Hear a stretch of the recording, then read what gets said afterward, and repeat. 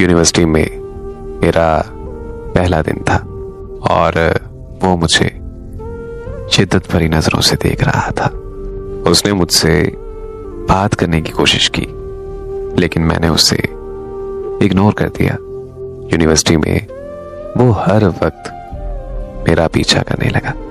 ऐसे ही 1 साल गुजर गया और सबको ये लगने लगा कि हम दोनों का आपस में कोई चक्कर चल रहा है। मैं लोगों की तरह तरह की बातों से बहुत तंग आ चुकी थी, इसीलिए मैंने एक दिन उसकी सबके सामने बहुत ज्यादा इंसल्ट कर दी। उस दिन के बाद उसने कभी दोबारा मेरा पीछा नहीं किया, बल्कि जब वो मुझे देखता था तो वो अपनी नजरें नीची कर लेता था। फिर मुझे अपनी गलतियों का एहसास होने लगा कि मुझे उसकी इंसल्ट नहीं करनी चाहिए थी।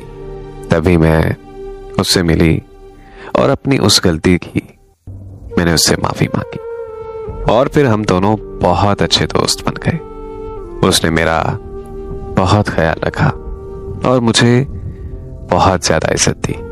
वो वक्त बड़ा तेजी से गुजरा और देखते ही देखते मेरी पढ़ाई भी पूरी हो गई। फिर जब यूनिवर्सिटी का आखिरी दिन था तो वो आकर मेरे कदमों में बैठ गया और मुझे कहने लगा कि मेरा यकीन जानो, मैं तुमसे बहुत प्यार करता हूं और तुमसे निकाह करना चाहता हूं। वो मुझे रोते हुए कहने लगा कि अगर तुम मुझे ना मिली तो मैं अपनी जान दे दूंगा। तब मैंने उसे जाकर बताया कि मेरा कॉलेज खत्म होने के बाद मुझे यूनिवर्सिटी में पढ़ने की इजाजत हरगिज नहीं थी, क्योंकि मेरे अब्बू को लगता था कि यूनिवर्सिटियों का माहौल अच्छा नहीं होता। लेकिन मैंने अपने अब्बू से वादा किया कि मैं आपसे वादा करती हूँ कि मैं कभी आपको शर्मिंदा नहीं करूंगी। मैं यूनिवर्सिटी में अपनी और अपने अब्बू की इज्जत का ख्याल रखूंगी। फिर यूनिवर्सिटी में आने से पहले मेरे अब्बू ने मेरी मंगनी मेरे कजन के साथ कर दी। अब जैसे कि तुम्हें पता है कि यूनिवर्सिटी खत्म हो गई है, तो अगले ही हफ्ते मेरी शादी है। ये बात सुनकर वो मुस्कुराने लगा और कहने लगा कि चलो कोई बात नहीं। फिर वो वहां से चला गया और वो हमारी आखिरी मुलाकात थी। मैं अपनी यूनिवर्सिटी से लेकर अपने घर आने तक रोती रही, क्योंकि मैं भी उससे बेपनाह मोहब्बत करती थी। लेकिन मुझ में हिम्मत नहीं थी कि मैं उससे अपनी मोहब्बत का इज़हार कर सकूं।